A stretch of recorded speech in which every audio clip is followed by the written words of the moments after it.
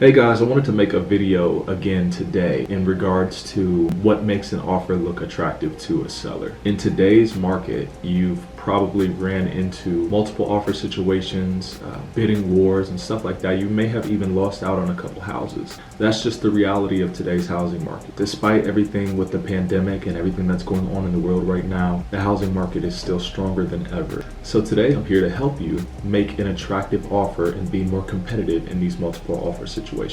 The first thing to think about is the bottom line, or the net. What the seller is going to walk away from the closing table with. Let's face it, today when you put in an offer, typically the sellers are going to look at the number first, what you're offering. Any good agent will price a property just below market value, so everyone sees the potential in the deal. So let's say a house is listed for $200,000, however, the market supports a price of $205. That's great pricing because now people will think the property's worth $205, but it's priced at $200,000. We gotta go see it. We have to hurry up before it goes into contract. So then you get a ton of people going to see this property. If you show up to a showing and see several other people there wanting to see the house, it's going to create a sense of urgency. Oh man, look at all these people. We need to put a great bid in so we can be competitive. I really want this house. There's a saying, everybody wants what everybody wants. Nobody wants what nobody wants. The same thing applies with real estate. So you have to find the fine line between offering a competitive price that's going to be attractive to the seller and not overpaying for a property if you're planning on selling it in the future. You don't want to offer a price that you're not going to be able to get back out of it once you do sell it again. The second thing is appraisal money. So a lot of the time in this market, you will have to offer over asking price. Now, sometimes if you want the house bad enough, you'll offer over asking price and it will be over what the market supports. Once you go into contract, there's an inspection period or request a remedy period and then the appraisal. The appraisal is essentially someone going out and giving their educated opinion on what the house is worth. If you offer $207 for a property, but it only appraises at $205, there's a $2,000 gap. If you are in a position financially to cover that gap with the extra $2,000 that you can bring to the table, I would suggest talking to your realtor about that. If you like the house enough, what I would suggest is talking to your realtor and seeing if it's a good idea to cover the gap. So appraisal money is another thing that you can consider when making an offer look attractive. Next, inspection and request a remedy period. I've seen some wild offers. I've had listings where we've had multiple offers and agents will tell their clients to waive the inspection and not even get an inspection. The only time that I would ever suggest that for one of my clients is if my client is an inspector. If that's not the case, I always tell my clients to get an inspection. It doesn't matter how good the house looks. There may be some underlying issues.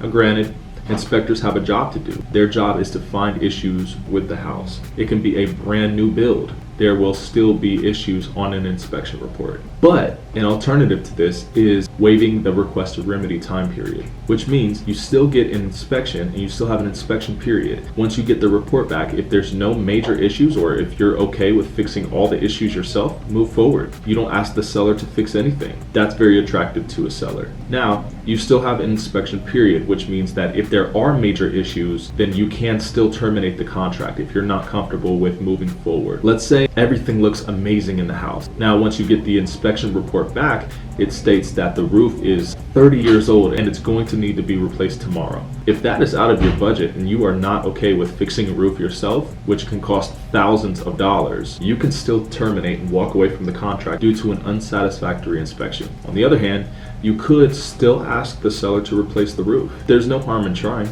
I've had a listing where an agent has waived the requested remedy. They got the inspection report back. There was a major issue with the property. My seller didn't even know. So the buyer's agent called me and said, hey, I know we waived the requested remedy period. However, this issue came up. My clients are not willing to fix this themselves. However, they don't want to just walk away from the property. We wanted to know if your sellers would be okay with going half. Sometimes it just won't work out and you do have to walk away and go your separate ways. But sometimes there is an arrangement that can be made to keep the deal together. You never know unless you try.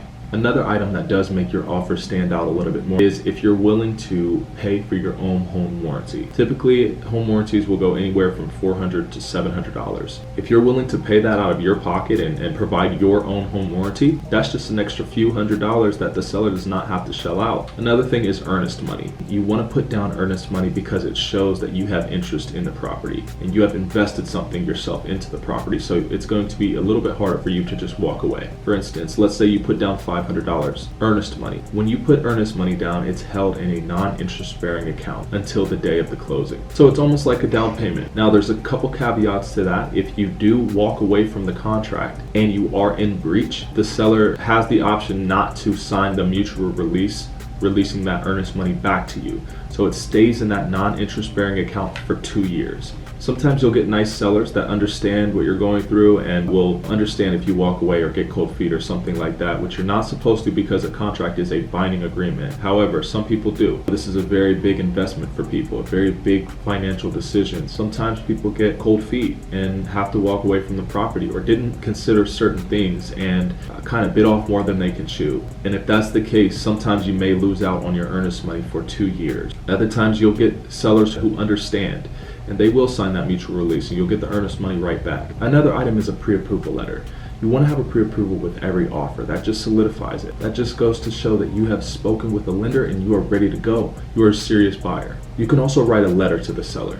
If you are really, really in love with a certain house, sellers are emotional. You know, sometimes they've been in that house for 15, 20 years. They may have raised a family in that house. They may have a lot of memories in that house. And if you write a letter to the seller and let them know exactly what you're picturing in your mind and how you're going to raise your kids or your grandkids or have Christmas in that house or whatever the case may be, explain that to the seller. Sellers are people too. They have emotions. Your offer may be identical to someone else's. You never know. But the thing that makes your offer stand out is maybe that letter. Maybe that letter just tugs on their heartstrings a little bit just to go that extra mile, just to push them over the hill and have them accept your offer. So I hope this helped you guys. Again, I know this was a short video, but I hope it does help someone out there get their offer accepted in this crazy hot market right now. If it did help you, if you got some good tips from this, or if you felt like this video was valuable at all, or if you feel like it would be valuable to someone out there, someone you know, please share the video, please comment, please like and subscribe.